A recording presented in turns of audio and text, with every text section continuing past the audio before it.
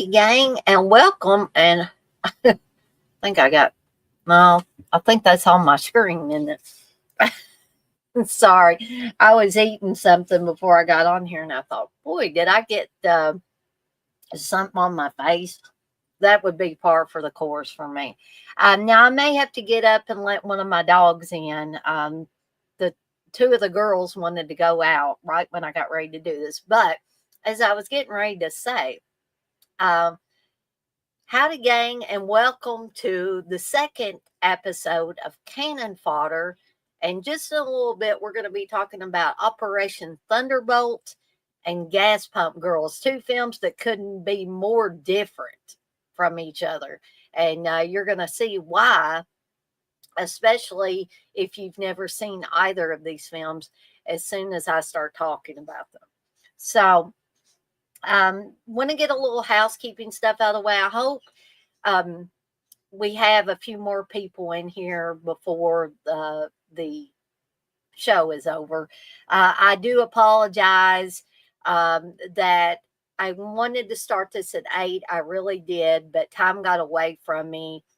I had to work a little bit over at work, as is usual lately. And so I wanted to give myself time to watch the movies. And so, hey, Candace, I wanted to give myself time to watch the movie. So I thought, I better push this out just a little bit. So I ended up pushing it, of course, to 9:15. We're now to 9:20 after all my intros and all of that got out of the way. So do apologize for that. But I'm on here now, and in a little bit, we're going to talk about these two movies. But like I said, I wanted to get some housekeeping stuff out of the way first, to let you guys and gals know what's coming up.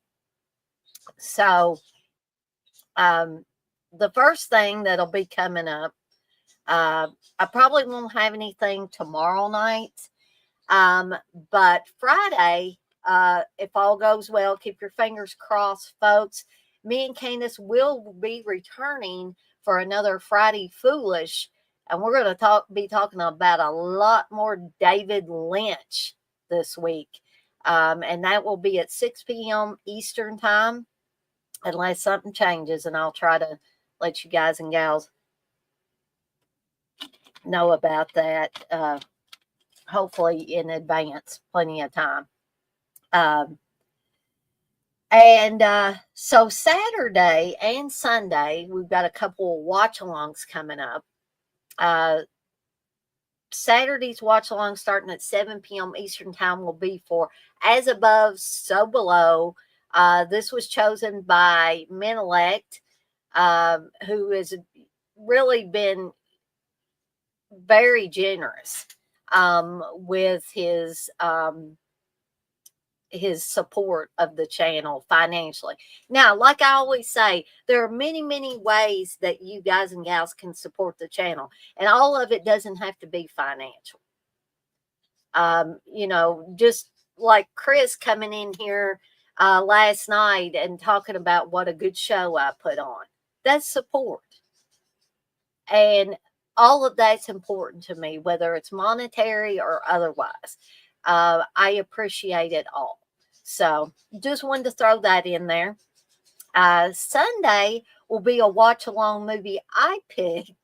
Hopefully we're going to have a lot of fun with this one. This is Nail a Gun Massacre. If you've never seen this, I think you're in for a real treat. It's one of those, to me, so bad it's good things. So we're going to take a gander at that movie Sunday at 7 p.m. Eastern time. Then, of course, Tuesday and Wednesday, we should have another Dick's Picks. And Wednesday, like tonight, we should be having another episode of Cannon Fodder, talking about films from the Golan-Globus era of Cannon films, because like I've said before, that's the era that I think most fans are familiar with. That's what's popular with fans. So we'll have that going on. And then there will be an extra special bonus watch along for Valentine's Day. No, not through the day, not even early evening. It won't be till 9 o'clock. So for those of you that want to spend the late night hours with me watching My Bloody Valentine, the original Canadian slasher classic or horror classic, whatever way you want to look at it, from 1981. I'm going to be talking all things My Bloody Valentine. That starts at 9 p.m. Eastern Time on Valentine's Day. And be sure to get your votes in for the upcoming watch alongs that will take place on February 22nd and 23rd. That's a Saturday and Sunday. We have 3 choices for each one of those nights. And if you want to have a say so on which of the 3 movies that is chosen, make sure you get those votes in now, folks. The voting will end February 17th. That's a Monday at 10 a.m. Eastern Time. At that time, I will lock down the voting and a winner will be chosen for both of those nights. I'm going to take myself out of the stream real quickly, folks. And when I come back, we're going to get to these films, okay?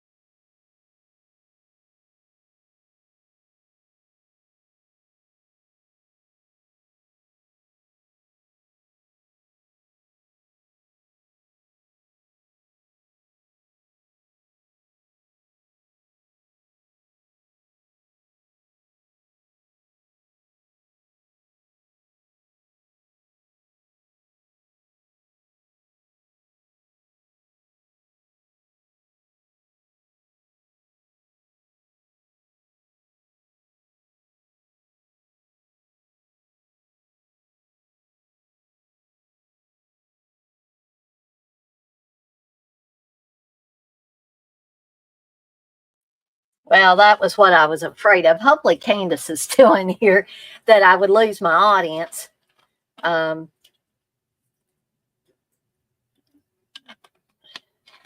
for this if I went away. But Darcy was giving me trouble about coming in.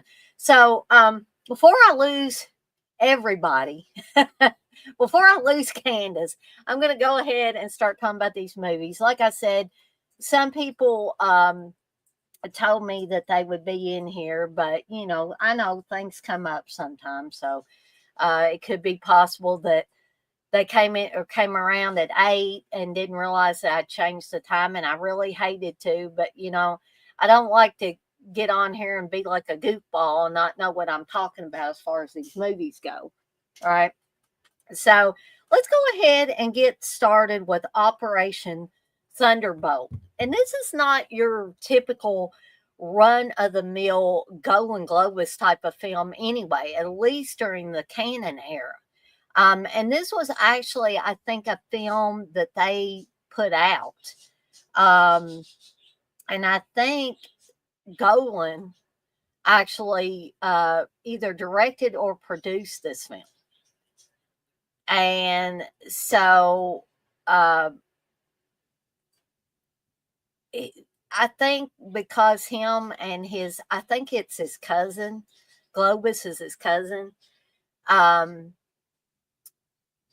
that they are or were, I think, was it Golan that died? I think it was Golan that passed away. Globus may still be alive. And y'all feel free to correct me if I'm wrong on this. But they were both Israeli. And so this was something that was probably a very important project to them because this movie is based on a real event that took place in July of 1976. I was a month old at that point. Um, so there was an Air France flight from Tel Aviv to Paris, and it was hijacked and forced to land in Entebbe, Uganda. And so there were a lot of Israeli Jewish passengers on this plane.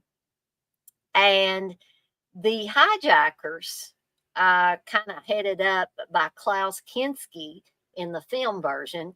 Um, and let me tell you, Klaus Kinski can play a good bad guy.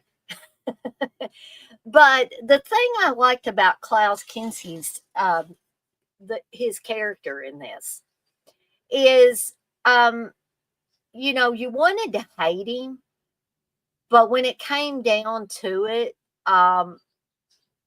this one woman gets sick and she can't breathe and stuff, and they say, the one guy says, my mother's gonna die.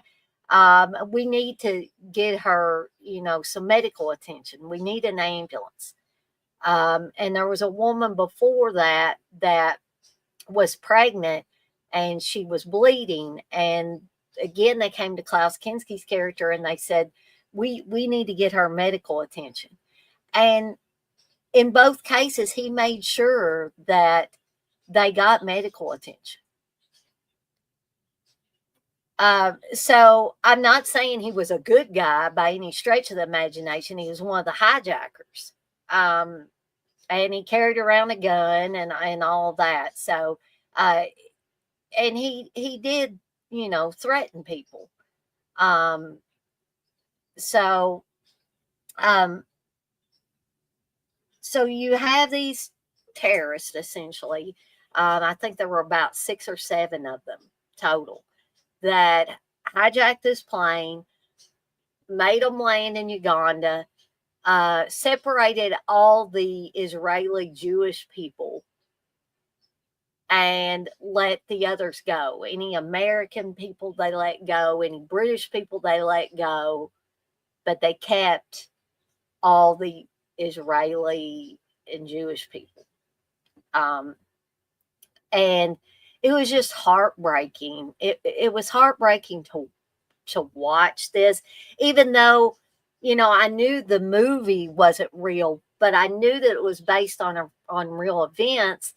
And it was, it ripped my heart out basically, because these people assumed that they were all being separated and they were going to go off to be like lambs to the slaughter, that it was going to be like, when the Nazis did the horrible things that they did in the concentration camps and stuff like that, to the Jewish people. And one of the Israeli women even remarks that they're going to kill us just like the Nazis. And what was kind of ironic about that is she was sharing the flight with a German doctor. And he was not a Nazi, but they struck up a friendship, and the doctor even tried to help. And he even went to the hijackers when they, were sending, they said, you guys are free to go. We're keeping these people. And he's like, why are you doing this to these people? And he basically got no answer, and they pushed him on out there. And so people that were waiting for friends and family members and stuff to meet with them when the flight landed. They didn't know if they were going to get to see their loved ones, their friends, and all that ever again. And, truth be told, some of them didn't make it. Some of them were shot by the hijackers. But what the hijackers wanted, it doesn't really matter what they wanted. They were bad people. But what they wanted was Israel to let what they called quote unquote freedom fighters, but what they were was just criminals, were just terrorists like the people that hijacked the plane. And they say, you've got so many days to let these people out of your prisons in Israel, or we're going to start shooting 2 of these hostages per day that you don't release these prisoners. But meanwhile, there's an Israeli commando unit led by this guy named Yoni or Yanni, I think. Could be wrong on all accounts. But he heads up this commando unit of all Israeli men, and they discuss it, over and over. Are we just gonna, let these criminals out of our prisons, or are we gonna go in there and fight? And are we gonna save these people? And I don't know what's going on. Darcy's barking. Hopefully, I won't have to get up and go in there anymore. So they very valiantly go in, and I'll tell you one thing: Klaus Kinski dies great in this movie. I know I shouldn't laugh about that. The poor man's really dead now, but when he dies, I was like, wow, way to go, Klaus. Way to go, buddy. Because when this commando unit shoots him, he, his body just twists up, and it's kind of amazing to watch in a grotesque way. But unfortunately, some of the hostages also become victims, not because of the commando unit, but because of the terrorists, the hijackers, start just randomly shooting people. And there's a young man that dies. And I think they say that like 2 or 3 of them died. And then there were some that were injured. And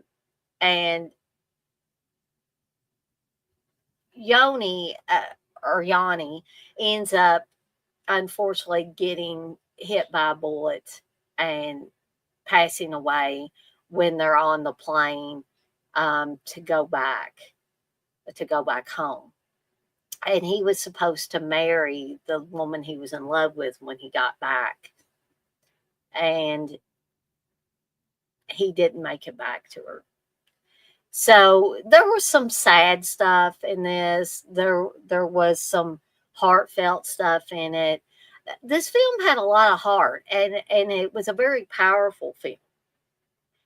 And I kind of felt, I felt elated for the real people that survived this. But at the same time, and I don't know if this makes any sense at all, I felt so drained emotionally because I had 2 things going on. The people that lived, I was elated for them. The people that didn't make it, I was heartbroken. And, that was during a time period when there was a lot of hijacking of planes. I mean, a lot. 9/11 was a big deal in for my generation. It was a big deal. And when I was a kid growing up, I heard about hijackers getting on planes and stuff.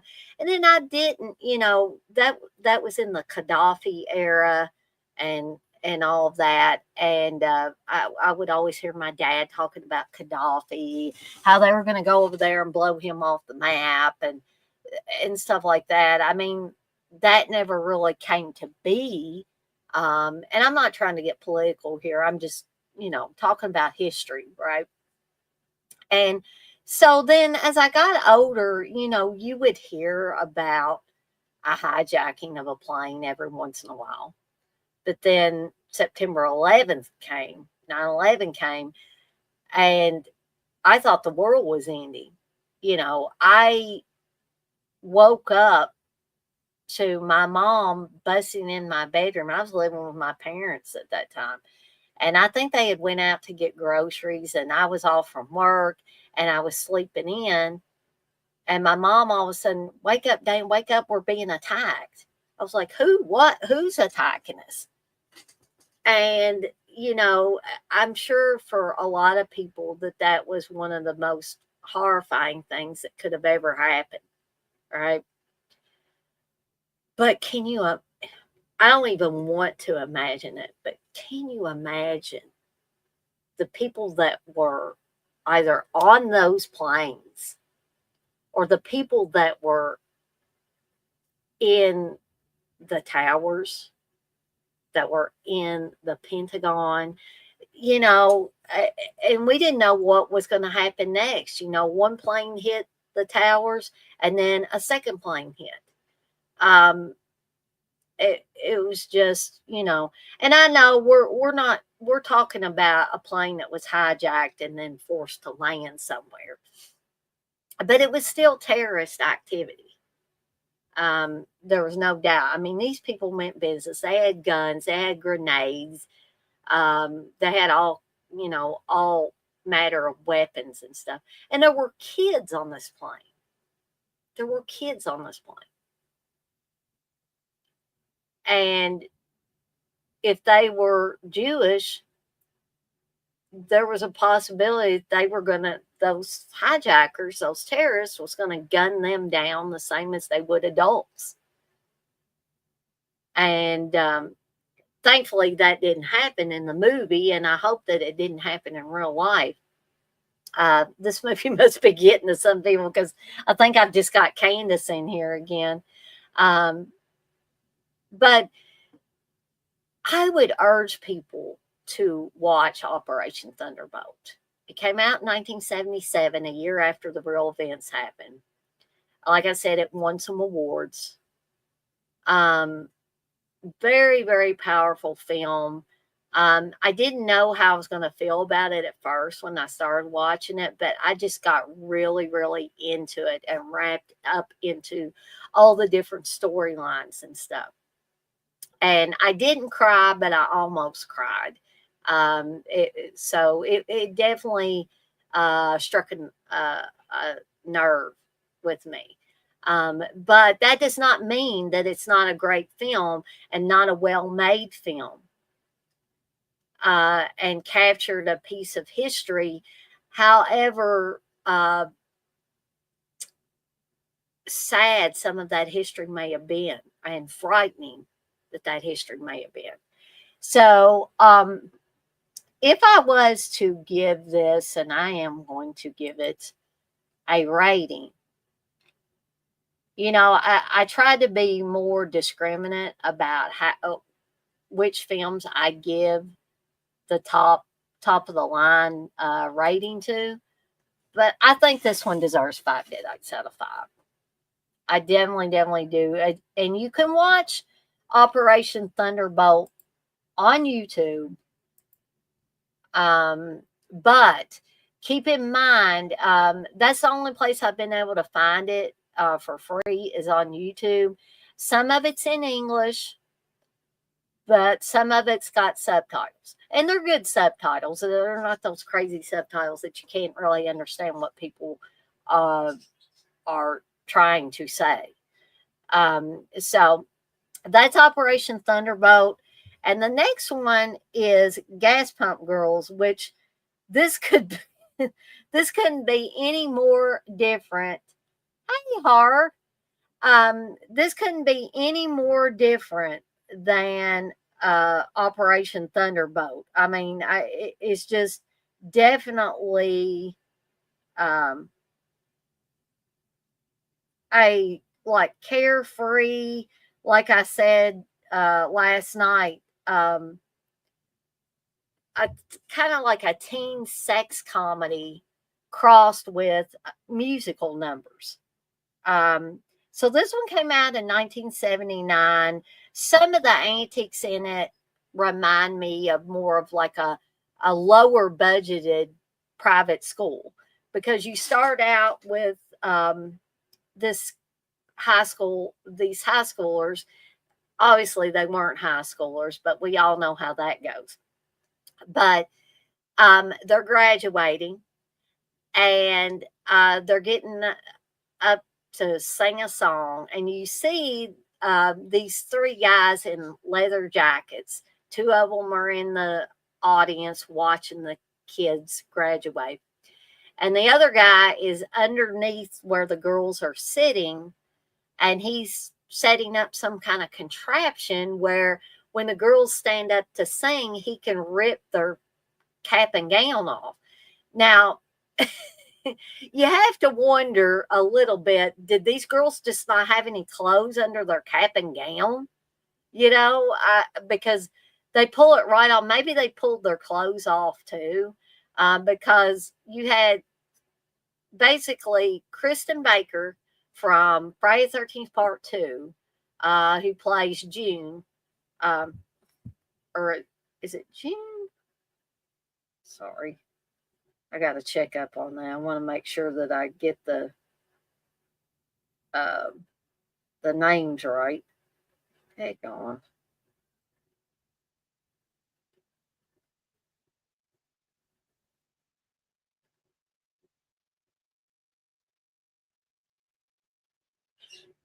Yeah, June.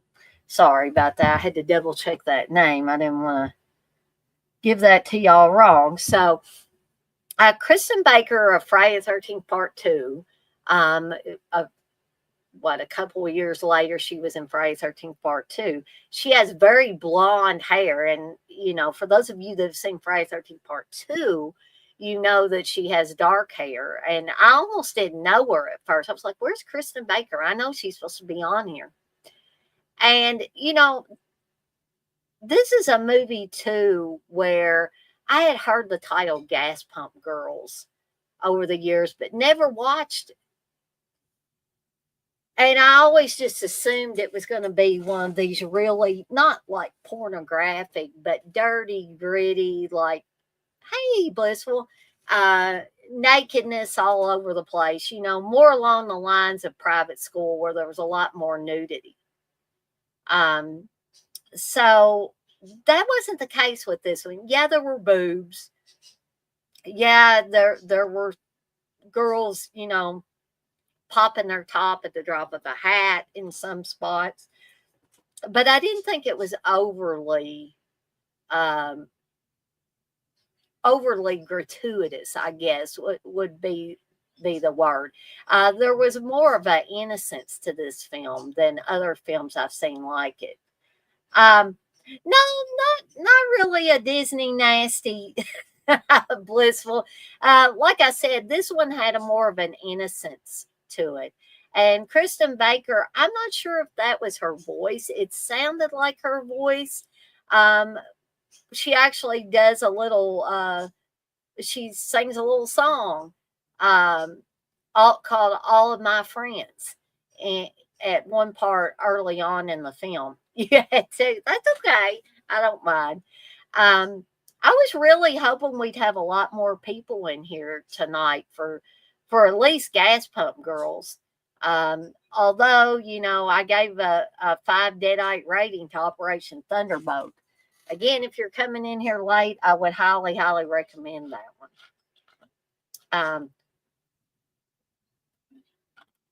so anyway, we go back and forth between uh, June trying to help her Uncle Joe out. Her Uncle Joe runs a gas station, and Uncle Joe has a heart attack. He's too stressed out. It is pouring down rain out there now. I think my dogs got in here just in time. I just started hearing this rain just pouring. In this back room, I hear it really, really loud. But, anyways, um, so June wants to help out uncle, her Uncle Joe, because she's afraid he's going to lose his gas station. And so what she's afraid of is he's going to lose his gas station to the competition next door, run by Mr. Friendly. And Mr. Friendly is not too friendly. He's really a jerk. And he wants to, basically sounds like there's water dripping somewhere. I hope not. But anyway, I get, several years ago, our roof started leaking. And so now every time I hear something like dripping like that, I worry, oh gosh, is it gonna drip on all this electrical stuff and things like that? But anyway, sorry. I'm easily distracted. Hey, Milek. I think Milek meant hello. But I like the hell mine too. But anyway, so June gets together her friends from high school and her boyfriend, and they even get the vultures, the guys in the three guys in the leather jackets. Sorry, guys and gals. I shouldn't have done that.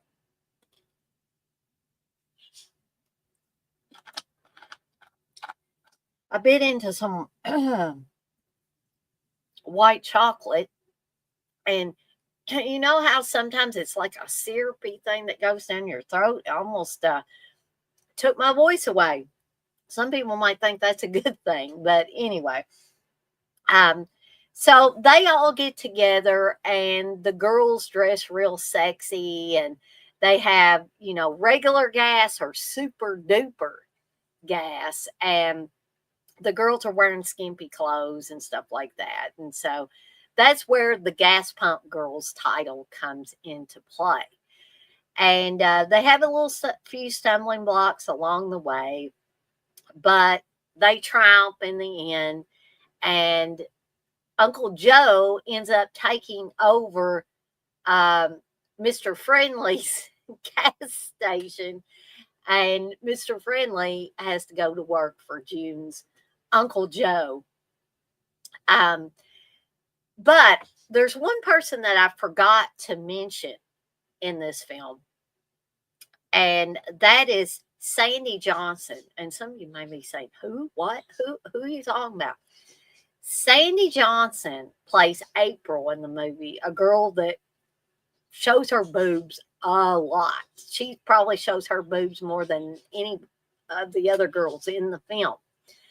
And Sandy Johnson, for those of you not in the know, played Michael Myers' sister Judith in Halloween in 1978's Halloween. So this was a year after John Carpenter's Halloween, and she's popping her top once again. And if you liked her boobs in Halloween, you're going to get to see them more in broad daylight if you watch Gas Pump Girls. So not a whole lot to tell about this movie, but it was a lot of fun. I had a lot of fun, and I kind of needed hey, Tom, you say don't know as above, so below. Well, if you tune in on Saturday this weekend, this Saturday, you will find out. But Gas Pump Girls, I needed a little bit of levity after watching Operation Thunderbolt. So I guess it was a good pairing to happen. It was good that those films were one right after the other. And so I was able to pair them together. And I hope people don't think that that is in poor taste, watching a film based on real life events of a hijacking with a teen sex comedy type of film.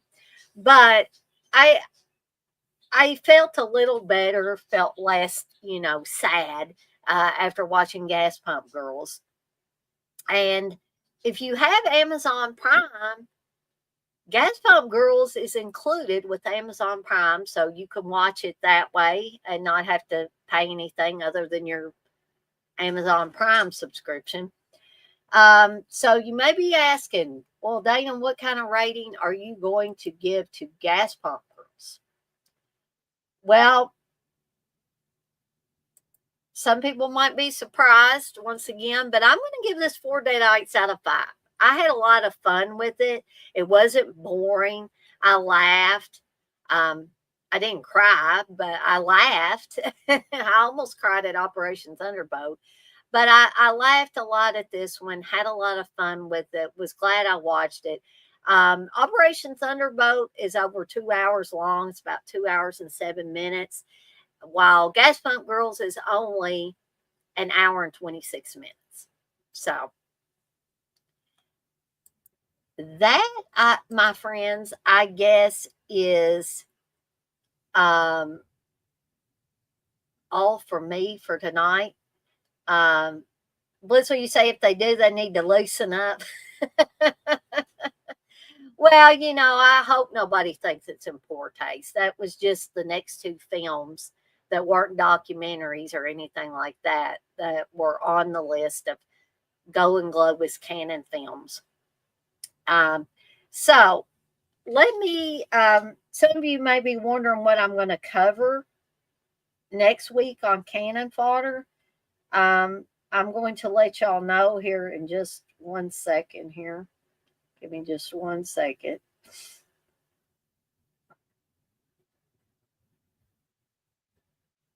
For goodness sakes. Here we go. So, I should be covering Incoming Freshmen from 1979 and Savage Weekend from 1979 as well.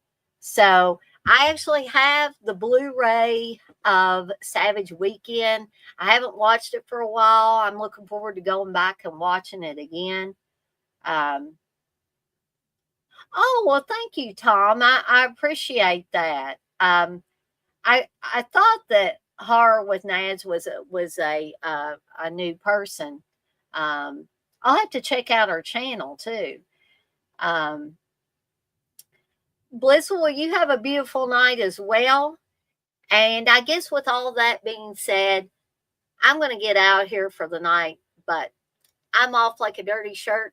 This shirt ain't dirty, but I'm off like one. And I want to remind everybody, as I always do before I get off of here for the night, to be kind to one another and blaze that trail. Have a fantastic rest of your Wednesday, folks. We're edging closer to the weekend and fun, right? Hopefully. So I am out of here for now, but I'll see everybody next time.